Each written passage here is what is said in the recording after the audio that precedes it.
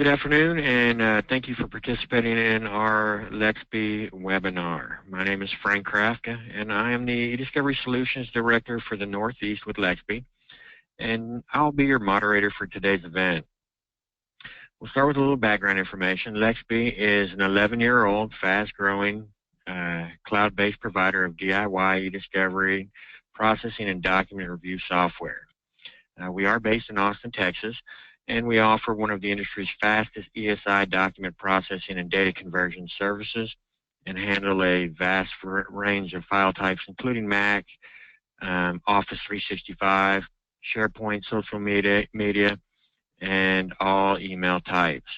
We also provide language translation services. Before we get started, I've got a few housekeeping rules. You guys have been placed in listen-only mode to prevent background noise from interfering with the presenters. In the event that you do have an issue, please email us at webinars@lexby.com. We'll address the issue right away. Also, if you have a question, please enter it in the Q&A portion of the web conference interface. We'll follow up with you after the webinar. Joining us today is Matt Danner from Flashback Data. Matt has experience conducting digital forensics examinations and consulting for private and public clients to include corporations, law enforcement, and law firms. He frequently testifies as an expert witness related to analysis of computers and mobile devices. Matt's background in criminal investigations makes him a specialist in both criminal defense and prosecution cases related to digital evidence. To help provide some content for Matt, into the audience today, we would like to ask for your feedback with a couple quick polling questions before we get started. First question, how does your firm normally handle eDiscovery collection? We perform the collection with in-house staff. We typically outsource collection, but not to a forensics firm. We typically outsource to a forensically accredited firm.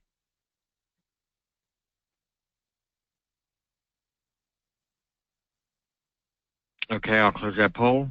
Second question, what is your biggest concern when embarking on collection?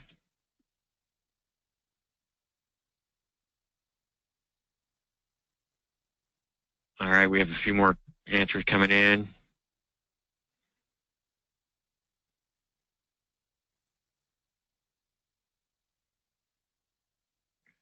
Okay, we'll wrap this up and I will show the results of that poll now. Thank you for your participation. And with that, I'll hand the presentation over to Matt Danner. Okay, hello, this is Matt Danner with Flashback Data, and I'm going to go ahead and start talking about the content of this webinar. And to go ahead and get started, I'm just going to just talk a little bit about what the definition of digital forensics is in the industry. So what we have here is the basic definition from the Scientific Working Group on Digital Evidence, where digital forensics is generally defined as the scientific examination, analysis, and/or evaluation of digital evidence in legal matters. So basically, forensics is going to be heavily based on reviewing evidence that can be presented in court in a manner that we're using forensically sound methods so that the evidence can actually hold up in court as evidence and cannot be challenged. Digital evidence is generally considered information of probative value that is stored or transmitted in binary form. Binary just means computer language is essentially what that is. The foundations of digital forensics is always going to start with the forensically sound acquisition of evidence. What that means is that we're collecting the data in a way that ensures its authenticity and makes sure that any alterations of the data is kept to an absolute minimum. In some cases, we can acquire the data without making any changes. In other cases, there will be some minor changes just because of the technological limitations of it. So we're going to cover a couple of ways that we're going to ensure forensically sound acquisitions of data, and we're going to cover some ways that we know of how we know the data is accurate. And I'll cover a couple of topics on the procedure and methodologies that are used to ensure these things. The first and probably the most traditional form of acquiring data in digital forensics is going to be called generating a forensic image. This is specifically going to be related to computers where we're going to remove the hard drive from the computer itself and create what's called a bit-for-bit copy of the data stored on that hard drive. And what that's going to be is just every single bit of data on that hard drive is going to get collected and put into an actual file. So if you have a 500 gigabyte hard drive, you can produce a forensic image that is a file that is simply 500 gigabytes that is the exact same data that's contained on that hard drive. Typically, a standard forensic image is going to be considered a physical forensic image. We can also do logical images that focuses simply on a portion of the hard drive itself rather than the entire hard drive. And there's a list here of some of the common and major industry softwares that are used to collect these types of images. So FTK Imager, Incase, Xways, and then we get into mobile device forensics with Cellebrite software and hardware, and then there's some hardware-based imagers that are not tied directly to a computer. This is a screenshot of Xways forensics looking at a particular hard drive, and this is typically what forensic analysts are looking at most of the day. It's just we're looking at browsing the file system with some metadata related to it, and also we're looking at the hexadecimal format of the data itself so we can get a little bit closer look at what the data actually is. A common piece of hardware that's used in forensics is called a write blocker. Pretty much in standard traditional computer forensics, write blocking technology is almost always going to be used during the acquisition phase of data. What this does is it basically acts as a wall between the hard drive evidence and the computer workstation to prevent any possible changes from occurring to the hard drive itself, the hard drive evidence. Because simply connecting a hard drive to a Windows computer is going to cause changes to that hard drive. So if we have an evidentiary hard drive, we want to make sure nothing is being changed on it at all. So we implement the use of these hardware write blockers. And I've got an image of one here. It's a little black square that has a readout that kind of gives you some information on what's being connected to it. And it acts as a discrete method of ensuring that write blocking is occurring during your forensic acquisition. One of the ways in which we ensure the authenticity of data and the integrity of data is through the use of what's called a hash value. And essentially what a hash value is, it's just a mathematically generated number that is going to be unique to a particular data pattern. So it can be considered a fingerprint for data. So essentially you can generate a hash value for a Word document, you can generate a hash value for an entire hard drive, you can generate a hash value for an email. Pretty much any piece of data you can think of can have a hash value generated for it. And the hash values are incredibly important in forensics because we can use them to uniquely identify any piece of data that we put through that algorithm. So it's incredibly important in court because we can acquire an email, calculate a hash value for it, and use that as a means of authentication in court so that no matter where that file goes, we can always authenticate that it is the same email that was collected from the source. And the same goes with hard drive data as well. So evidence preservation in forensics and e-discovery, the best absolute method for preservation is going to be forensic imaging, where we're going to collect a forensic image of a computer or of the hard drives contained within a server. Forensic images are the industry standard. It's the most complete and straightforward way of collecting data off of a computer system. Some companies may use backups regularly on their workstations. The problem with backups is that some backups are extremely thorough and collect every single piece of data on a computer, and some backups don't.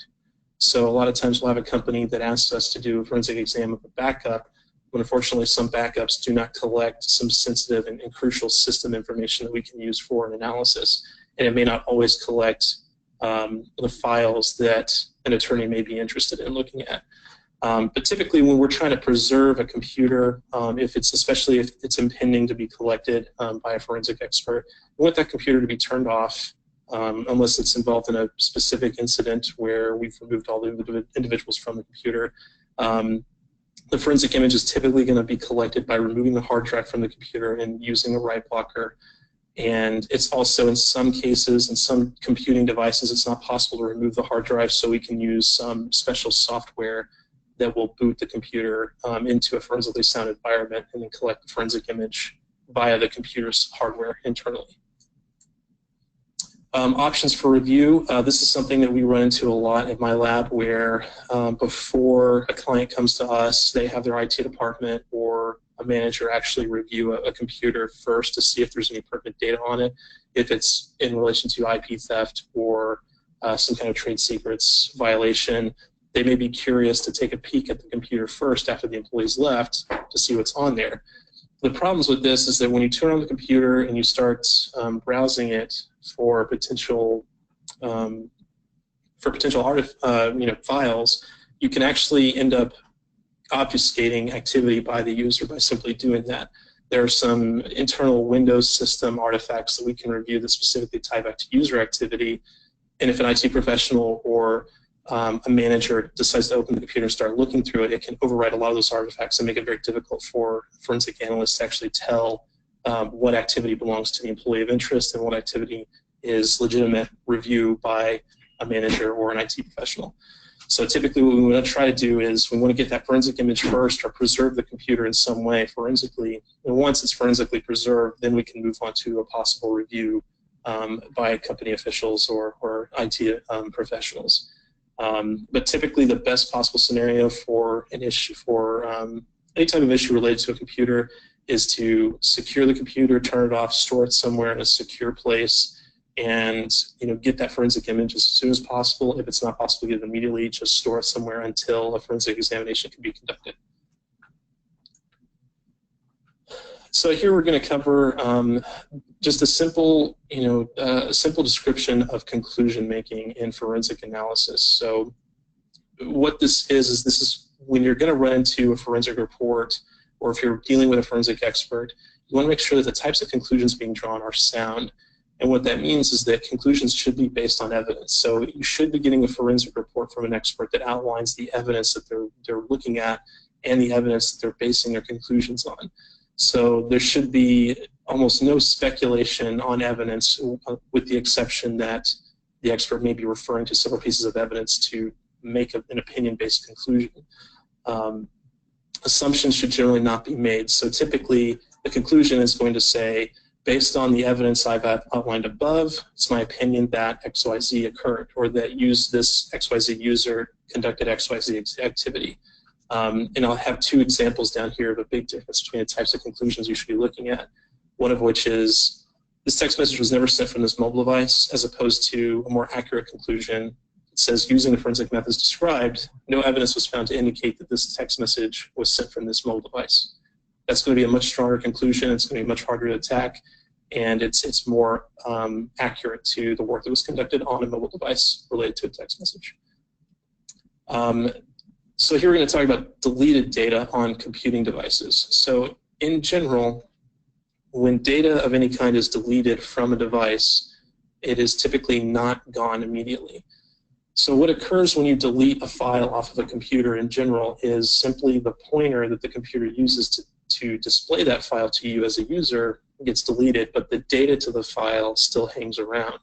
And the reason for that is just computers just work way faster that way. If the computer had to actually delete every single byte of data related to a file when you deleted it, you would never get anything done and your computer would be extremely slow. So what the computer does is it takes a shortcut and it basically just hides the file from you essentially when you delete it. The difficulty here in data recovery related to deleted files is that the rate of data loss is extremely variable and difficult to predict, and is extremely different depending on what kind of computing device we're talking about, whether it be a standard computer or a laptop, or if it's a Mac-based operating system, or if it's a mobile device, if it's an iPhone or an Android. The way data is deleted is different in every case, and how long it hangs around and how recoverable it is different in every case. But in typical fashion, the sooner we get to the device where the data has been deleted, the easier it's going to be to recover.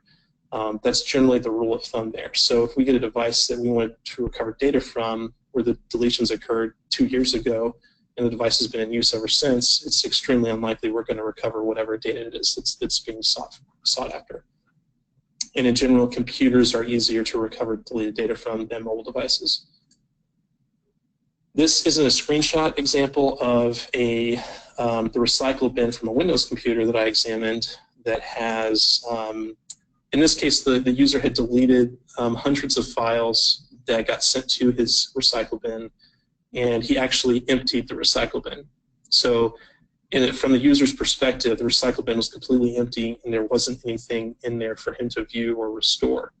In this case, using just simple industry standard forensic tools, because I got to the computer so quickly, I was actually able to see all the previous recycle bin files that he deleted. If you take a look here, you can see Word documents, PDFs, an MP3 file, some image files, some Excel documents, and these files were recoverable.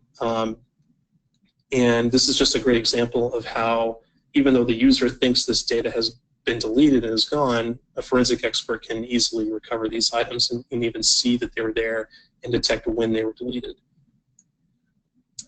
So in email, one of the most common scenarios we run into is going to be workstations or computers that are going to be running Microsoft Outlook. In other cases, they may be running Mozilla Thunderbird, which is just Mozilla's version of an email client. And then also on Mac OS, you're going to have Apple Mail. Typically what these clients are going to do is they're going to download email from whatever email account they're connected to, whether it be a company email account or if it's Gmail. It's going to connect to those email accounts, and it's going to download the email data to the local computer that they're using. And typically the way Microsoft Outlook stores that email is going to be in an archive file that's called an OST. And OST just stands for offline storage table. That OST, any computer that you have Microsoft Outlook on is going to have an offline storage table. And what we're able to do as forensic analysts is we're able to get that computer, export that OST file, and then use that OST with some special email review software and basically parse out all the emails that are contained within that Outlook file. And in some cases, there may be PST files on the computer as well if they were exported by the user. And typically, we can convert those OST to PST files because PST files can be imported directly into Outlook for review. OST files can't. In relation to Mozilla Thunderbird and Apple Mail, they're typically going to be using archive formats that are called Mbox, which we also have.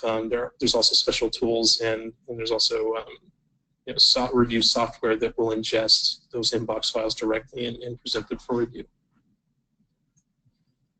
The other form of email that we can run into is web-based email, so things like Gmail, Yahoo, and Hotmail. It's just email that is not being used with an application, an email client application. Instead, they're using a web browser to access their email.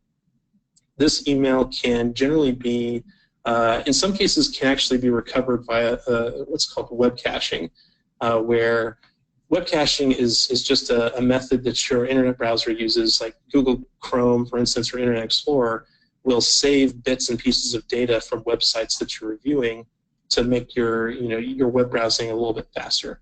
It will store some of that data on your computer's hard drive, so the next time you go to that website, it will reload it quicker rather than downloading it from the internet. In some cases, when you browse your Gmail account online or any online email, sometimes that message that you're viewing will actually get cached onto your computer's hard drive. And special forensic tools can actually review that web cache and in some cases completely rebuild that email, and we can actually see email content that was being reviewed by the user at the time of their activity. But this is also highly variable. It's not a guarantee that we'll be able to get that web cache data related to email, but it's still a possibility, and it definitely occurs. So the next little section here in forensics we're going to talk about is a concept called metadata. It's a term called metadata. And metadata is simply just a fancy term for data about data. So what that means is that if you consider a T-shirt to be a file, if you think of a T-shirt as a Word document, well, the tag on the T-shirt that has information about the T-shirt would be the metadata for the T-shirt. So in this case, you can have things like the author or creation or modified timestamps, editing time, the time the document was last printed. These are all things that are stored within the document itself that can be reviewed for potential information and for analysis. So typically Microsoft Office documents have a lot of metadata. Adobe PDF files have a lot of metadata. Images in particular have a special kind of metadata called EXIF data that gives us really interesting information about that image. And if you look to the right, I have a couple of examples of metadata that was taken from a couple of PDF files. And you can see here that we have, there's a field called producer, a field called creator tool, and I've done a couple of cases where I've been asked to review potentially fraudulent or altered PDF documents, and I've made very good use of this type of metadata to help me determine how was this document generated, how did the user create this document, what tools did they use, and that kind of helps me build my investigation towards how this document may have been fabricated or how it may have been falsified. These two images here are examples of metadata taken from an image. This particular image was an image I took with my personal phone, my personal iPhone, and if you look at it closely, you can see things like create date, date time original, but probably one of the more interesting pieces of data here is going to be in the second image where you see a lot of fields that start with GPS. And towards the bottom, you'll actually see GPS latitude, longitude, and position, and even a GPS date and time. So what's important about this is this actually records where I was physically on the Earth at the time that I took this image. So this can be incredibly useful, not just in civil cases, but also in criminal cases where we're trying to establish that a person may have been in a certain place at a certain time, or if we're trying to establish the authenticity of an image. And what's also great is that GPS date and time, there's a lot of tools out there that people can kind of use as a layperson to change sort of some of the internal metadata related to the creation date and the date and time of original image. But a lot of tools don't allow you to change that GPS date and time. So even if the internal creation date may have been altered or manipulated, a lot of people don't know that there's this GPS date time that we can also review for potential evidence of alteration or just the evidence of the original creation of the image.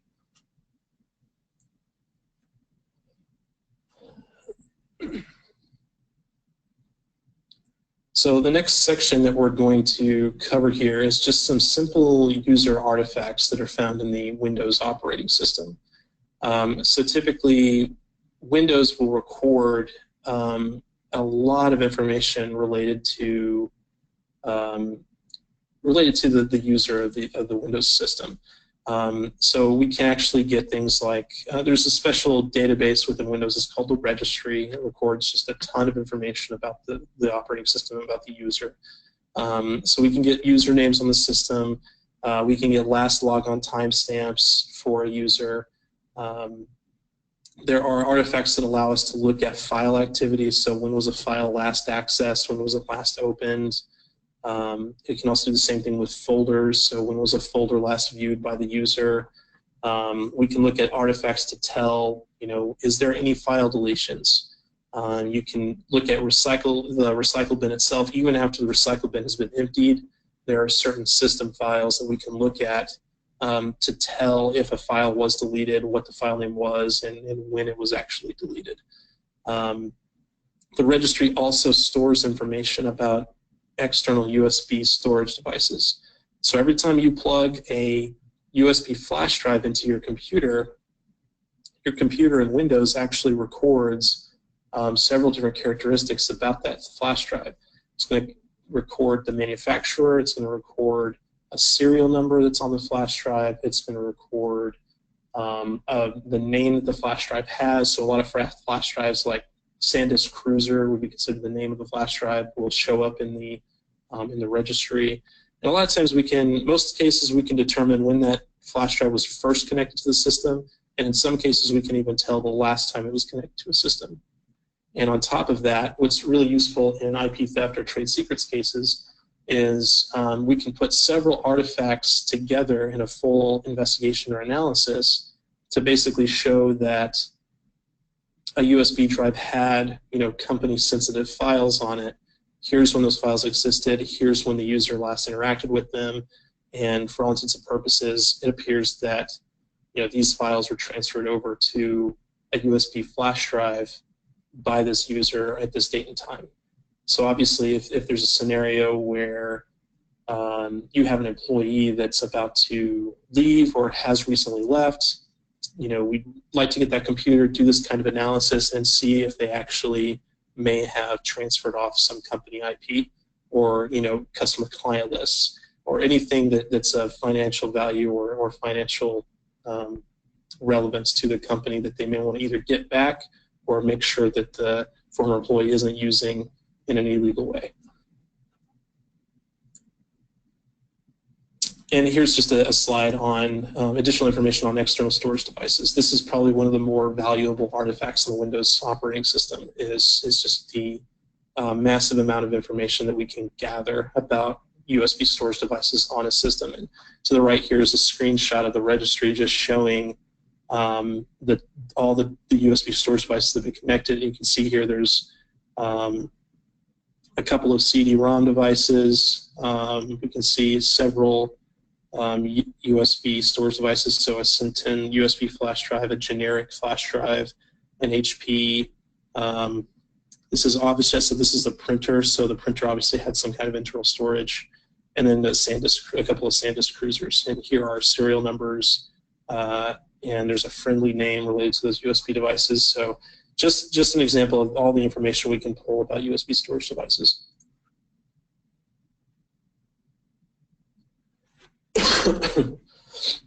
So now I'm going to talk about internet browsing and generally the types of artifacts we can get from a user that uses an internet browser such as Google Chrome or Internet Explorer. This is probably one of the most prevalent types of analyses that we can do on computers because everybody uses an internet browser nowadays for something. So generally, we can get all kinds of timestamps related to activity on the internet. Generally, you're going to get website access, so what websites did they go to? Did they conduct any searches for particular keywords or search terms? Is there any email that we can pull out of that internet browsing history? And like I mentioned earlier, that would be tied to web caching that's occurring on the computer. We can also look at the internet browsing history for access to online cloud storage. So if a user goes to Google Drive, can we possibly tell what files they were reviewing? Can we see what files were in that Google Drive, either through web caching or through the internet address itself? And we've had cases like that before. Where we've been able to identify through the internet history that a user, for instance, accessed, an hour before they left the company, they accessed the company Google Drive account and reviewed a very specific file at a very specific time. And we can show, that's an important file and there's only X amount of reasons why they would be looking at that file before leaving the company. We can also look for evidence of data that's being uploaded and downloaded via the web browser. There's also, rather than just the standard internet history, there's things like web caching, there's cookies, there's favicons, there's all kinds of data that gets stored by your internet browser when you're using it, even if you use things like incognito mode or if you use some kind of private browsing built into the web browser. There's still tons of information that gets recorded outside of the simple web history interface or web history record. So this is an example of a common industry tool that's used to examine web history. And what I've highlighted here specifically is just the standard web history related to the Google Chrome browser. And what you can see here, what I've highlighted is just that this particular user had accessed the Google Docs link in a Google Services account. So this is just an example showing that Google Docs was accessed, probably some kind of document was reviewed, and there's timestamps related to it. And this is just typically what it looks like when we're viewing this type of internet history. So now I'm going to talk a little bit about mobile devices. So one of the biggest differences between mobile devices and computers is that mobile devices typically have to be powered on in order to do a forensic acquisition. So in mobile device forensics, we're not really implementing the use of traditional forensic imaging that we would do with a computer hard drive, for instance. And mainly that's because mobile devices have non-removable internal storage that basically would destroy the phone if we removed it. So in most cases nowadays, in order to get data off mobile devices, it has to be powered on, and we have to use software-based solutions to export the data on the mobile device. It is still possible to get a full forensic image from a mobile device, but it's becoming less and less common, and it's becoming more and more difficult based on the simple, software security that Google and Apple are building into their devices. The other issue with mobile devices is that there are literally, when you have, basically in the computer market, you essentially have two options. You have Mac OS with Apple and Windows with PC. So across the market, it's basically just two different systems you run into, and for the most case, every computer is essentially the same. With mobile devices, you have Android and Mac iOS, but even amongst the Android devices, the types of devices we run into and the types of operating systems are vast and incredibly variable. So the way that we process those devices and the way that we get data from those devices is extremely different and very hard to tell from one device to the next. But typically, the types of data we're always going to be able to get from mobile devices are going to be just standard user data. So text messages, call logs, contacts, images and videos, and application data. Those are going to be the main categories of data that we're typically going to be able to extract from mobile devices. The thing to keep in mind with mobile devices also is hashing, in the way we talked about it earlier related to hard drives, is going to be a little bit different with mobile devices. The hashing really only comes into play with mobile devices if we can get a physical forensic extraction. Some mobile devices, we can't do that full physical because of the security inherent in the device, and basically what we end up doing is what's called a logical extraction, which is simply just copying files off the device. And when that occurs, it's extremely difficult to get one hash value for the entire device. What you essentially have to do is get a hash value for every single file that you exported from the device, which is a much more difficult process. So some of the more advanced types of artifacts we can get from mobile devices is going to be internet history. It's going to be extremely similar to the internet history on a computer. It's going to contain web caching. It's going to contain cookies. It's going to contain all kinds of, depending on the browser being used on the mobile device, it's just going to contain a ton of artifacts that we can review for user activity. Also, email in general is going to be able to be collected from mobile devices. Now, this is where a big divergence occurs between Android and Apple, where on Android devices, when we extract email, we can typically see all the email content, including the message itself. On Apple devices, though, the email content, so the message itself, is encrypted. So all we can really get off of an Apple mobile device, like an iPhone, is just going to be the message headers. So things like the date the email was sent, the sender of the email, the recipient, and the subject. But the message content itself will be encrypted. So if we're trying to get access to email, if the person has an Apple device connected to that email account, the Apple device is probably going to be the worst place to try to get it from, because we're just not going to be able to get access to the message content. So you're going to want to get that email through other methods, whether it be through the, if there's some centralized server that manages the email at the company, or if there is, if it's an online-based email through Google, then we can download that email from them. But typically on an Apple device, it's going to be extremely difficult to review email. On Androids, that's not the case. Generally, if we get the right type of access to the phone, we can pull the full email content off of a Android device. On mobile devices, typically, we can get text messages, deleted text messages, deleted call logs, deleted notes, typically anything in a text-based format, anything you can think of on a phone that's going to be more textual-based. We're going to be able to get a significant amount of deleted data from. Typically on mobile devices, when we start getting into the area of deleted images and deleted videos, that's going to get a lot more complicated in deleted file recovery, mainly because of some internal hardware actions that are taken by the phone to actively destroy data that's in free space. So that's definitely a time-dependent situation. If we have deleted data on a phone, we want to try to make recovery efforts as soon as possible, because the longer we wait, the harder it's going to be to recover, because we're not just dealing with that deleted data being overwritten, we're also worried about the phone itself actually wiping that data. Based on, without getting into the technical details, it's there to make the phone more efficient. Also, GPS data is extremely common to get off mobile devices. In some cases, we're going to get that GPS data from an image itself that was taken with the phone or with the tablet, where, like I showed earlier with the image metadata, the GPS data is being embedded in that image. Well, we can get those images off the phone and then analyze the GPS data within those images.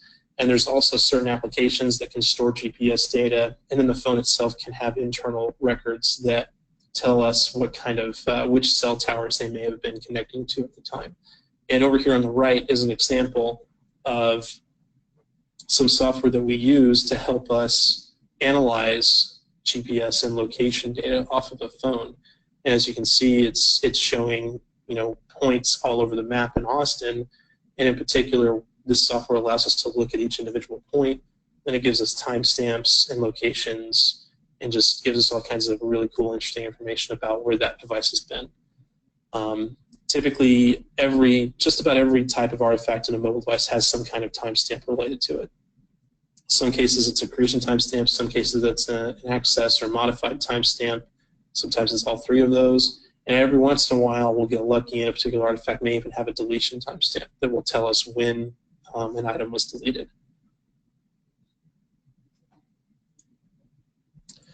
So this is going to get into more advanced forensics related to mobile devices. So a lot of times we'll run into a phone that has a passcode or a PIN code, or the phone itself is damaged and we can't turn it on. So one way to get around those issues is to do what's called a chip-off. And what a chip-off is just simply we are cracking open that phone and we're finding the storage chip, and we're literally removing it from the phone itself. We're removing it from the logic board that it's soldered to. And if you look here on the right, you'll see a nice little graphic where we took a phone and we got it X-rated into this office to try to figure out what kind of chip it was, because this was an obscure phone. We weren't sure exactly what kind of storage chip it was. And before we destroyed the phone by pulling the chip off, we wanted to make sure that it was a chip that we could process. And on the far right here, you have two images of a chip showing the front side of it and the back side of it, where the little silver pins are the points that actually connect to the phone itself. We basically heat up the chip and desolder it from the phone and then place it into some special adapters that allow us to extract the data from it. This is the most comprehensive way of getting data from a mobile device, and it does not work on every single device. So limitations of this are going to mainly be encryption. So nowadays, the flagship phones from Apple and Samsung have built-in encryption on the physical level. So doing this kind of procedure on an iPhone, on a modern iPhone, is not going to work. And doing this kind of procedure on a Galaxy S7 and later is not going to work, because those devices have built-in low-level encryption where if we did this chip off, we would get data, but it would be encrypted and we wouldn't be able to do anything with it. And that's, so in most cases, pretty much any Apple device this isn't going to work on, and but most Android devices this is going to work on. This is just something to keep in mind. If a lot of times, and I'll show a case here in a second where this occurred, we'll have somebody that tries to prevent access to data on a mobile device by destroying it. But the problem is they don't destroy the actual storage chip, so we end up just pulling the chip off and they're getting the data anyway. So I'm going to run through a couple of case examples just to show some of the practical application of some of the concepts I've discussed. And I want to put a disclaimer on everything I've discussed so far that these are general concepts in forensics. Forensics is a very deep and complicated field with lots of nuance. And typically, the way you want to think about forensics is anything we run into, whether it's something we can or can't do, is always going to be extremely variable, and it's going to depend on the context of the case, and it's going to depend on the device that we're talking about. And generally, you know, if you have a case that involves digital evidence, you basically want to get on the phone with an expert and start talking about what are the possibilities with this data, what are the possibilities with this device. Most places, including my lab, generally are going to do free consultation just to figure out what's going on in the case and figure out what work needs to be done. And there's sometimes that, you know, we advise potential clients that there's nothing we can do, or there's some cases that we can do things, but we just know that the information is not going to be probative to the case.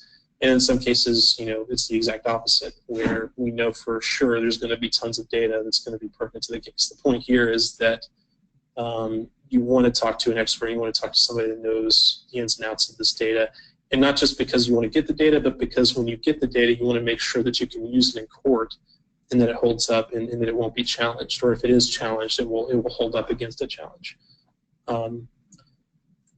So the first case example here is I'm going to discuss a fraudulent email that I was asked to do an analysis of. And the background of the case was that an email document was uploaded to the federal PACER court system, and the attorneys on the opposing side did not recognize the email, did not remember getting it, and couldn't find the email amongst their own email archives. So they had hired me to basically do an analysis to see if I could tell if this email had been altered in any way. So this picture here is the main email body that includes the header information and the message itself. So this email was uploaded to PACER as a PDF document. So one of the first things I noticed, I just opened it in Adobe and just happened to notice the first thing is I scrolled my mouse cursor over the to field, and Adobe is capable of recognizing email addresses and pulls up this nice little tooltip to let you know, hey, if you click on this, I'll open up a new message in your email client so you can send a message to this email. And what you'll see here is that what the tooltip is displaying and what is being displayed in the document are two different email accounts. So we see in one case this talani@yahoo.com in the tooltip, and then jch@utech.edu as text actually displayed in the document.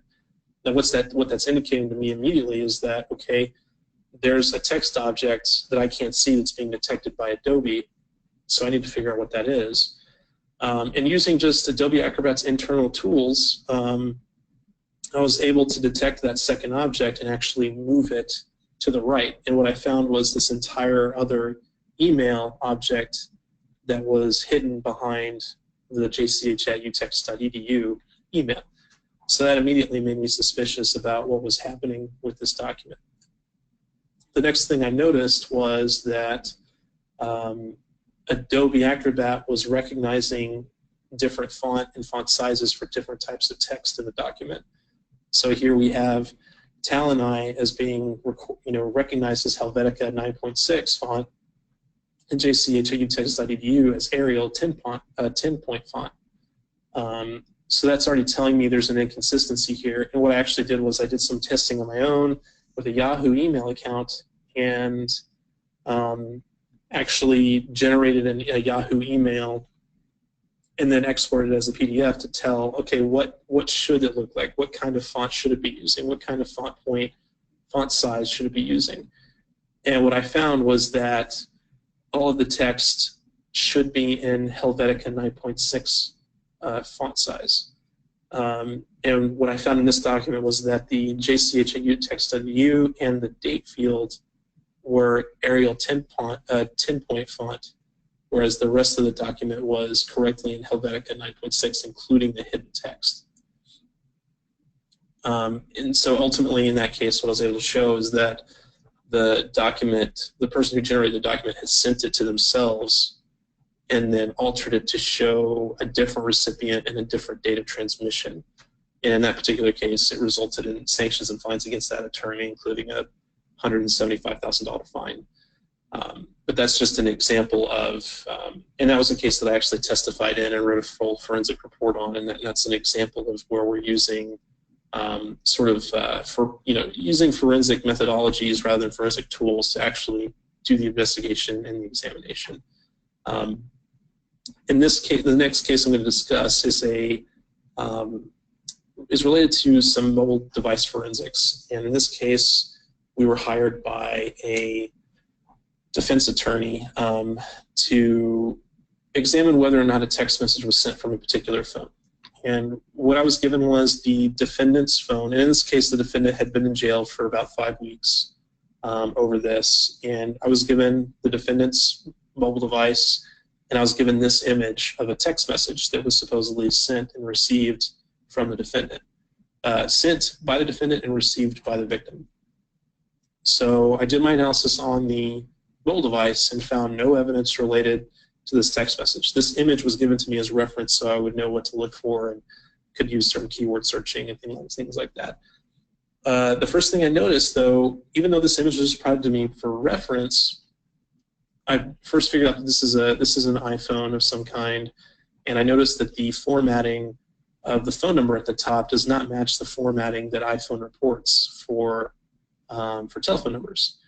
So usually there's going to be +1 and then parentheses around the area code and then some dashes between the rest of the digits, and that's not present here. So that tells me that that phone number could have simply been placed in the first name field of a contact. So it could be from it could basically be from any phone number, but if that series of digits is placed in the first name field of a contact, it's going to show up as that number instead of the actual number it was sent from. Additionally, I noticed that the back and edit buttons are actually not consistent with the text messaging app on an iPhone, on an iOS device. Instead of saying back, it should say messages, and instead of saying edit, it should say details. So I noticed those things immediately and actually wrote my forensic report identifying these issues and basically concluded that this image by itself cannot be used as evidence to support the origination of this threatening text message. Once I wrote my report, sent it to the defense attorney, the prosecutor got a copy of the report and requested to speak with me. So I spoke with her on the phone and kind of explained all the issues that were going on with it. And the prosecutor basically just wanted to make sure that I was confident in my analysis and confident that this was indeed a fabricated text message, because she wanted to make sure that if the charges were dropped against this defendant, that he wasn't going to immediately go harm his girlfriend or ex-girlfriend. So after my conversation with the prosecutor, about 2 or 3 days later, we were notified that the charges were dropped against the defendant, and he was actually released from jail afterwards, basically completely exonerated from the crime. So this is a great example of how the forensic analysis of his mobile device showing no evidence of the text message, plus just being an analyst and looking at these phones all day, I immediately noticed problems with this text message that was presented to me, just showing that this is clearly a fabricated text message. This is not a legitimate message. And additionally, it highlighted forensic issues where if they wanted to know where this message actually came from, they should have gotten the victim's phone and actually did a forensic analysis of that. And once they've did that forensic analysis, they may have seen that this was a fabricated message or seen that the message was never received to the phone in the first place. And that's not something they did. And an image like this just doesn't rise to the level of forensic evidence in court. This is just a picture of a phone that we helped law enforcement with. It was a phone involved in a homicide. This is pretty typical of what we run into a lot with law enforcement type cases. The phone itself, the screen wasn't working. It was covered in blood, but we were still able to get pretty much all the data off of it. And in this case, communications data, specifically text messages, were used to identify a third suspect in a homicide and helped to have basically 3 people charged with capital murder. And this is another example of where chip-off comes in handy, where this was a law enforcement case where the defendant or the suspect actually saw police coming and essentially pulled out his phone and broke it in half before he could be arrested. Luckily for the police, the storage chip on this device was actually unharmed, and we were able to use that chip-off method process to get the data off the chip and actually recover all the data and its pertinent evidence and provide that to law enforcement. So that's it for this webinar. That's the entire content that I wanted to discuss. This is some information about the laboratory that I work at. It's Flashback Data LLC. We are accredited by ASCLD, which is the American Society of Crime Lab Directors. It's the same accreditation as the FBI and the Texas Department of Public Safety. Our company is split into two sections. So we have digital forensics, which is the part that I currently run, and then data recovery, which is similar to forensics, but they don't have to worry about the forensically sound methods. They're basically repairing broken hard drives and helping people get their family photos back, things like that. Whereas in digital forensics, we do some of the same work, but ours is going to be related to reporting and forensically sound methods and chain of custody and making sure that this evidence can hold up in court. So that's the general background of the company and where I work. And that's all I have, so thank you for attending, and I'll turn it over to Frank. Thank you, Matt, and thank you all for attending today's presentation. Data collection is obviously a complex process, and Matt offered a fantastic in-depth view of what a forensics collection would involve. Whether your team is performing the collection or you're working with a forensics firm, the burden or expense of proposed discovery should not outweigh the likely benefit, considering the needs of the case, the amount and controversy, the parties, resources, the importance of issues at stake in the action, and the importance of the discovery and resolving the issues. For our LexB customers, or any of you considering LexB for your e-discovery platform, if your case does necessitate a forensics expert, we do have partnerships with firms in all major markets, including Flashback. I recently toured their laboratory, and it is ISO IEC compliant and accredited by the American Society of Crime Laboratory Directors. That is the same program as the FBI and state law enforcement follow for their data security. Whether working with Flashback and one of our partners or bringing your own forensics experts into the fold, we can work directly with them to take the data they have gathered and seamlessly upload it into the LexB platform for review. If your case is not so complex as to require a full-scale forensics collection, LexB's technical services team does perform complex data collection services remotely. As always, we are looking to empower boutique firms, and with our collection services, we strive to be comprehensive without being overly inclusive, keeping costs proportional and ensuring the service we provide for you is cost and time efficient. Our services include collection of social media, emails, and workstations, all of which we perform remotely, saving you travel expenses. Our team can preserve that important metadata Matt mentioned, and our collection process is always documented to show the methodology used for our chain of custody, and is important in case it is challenged. I want to thank you for joining us today. I'm going to ask one final polling question before ending the webinar. Would you like a demonstration of the LexB platform? While you answer that question, thank you everybody for attending today's webinar.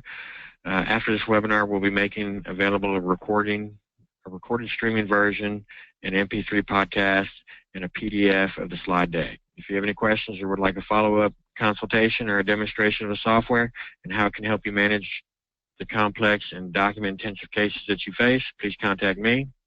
You can see my contact info on the screen. With that, thanks again, everybody, for attending, and thank you to Matt Danner for hosting this month's webinar. There's a very brief survey after the webinar, and we would greatly appreciate your feedback. Thank you.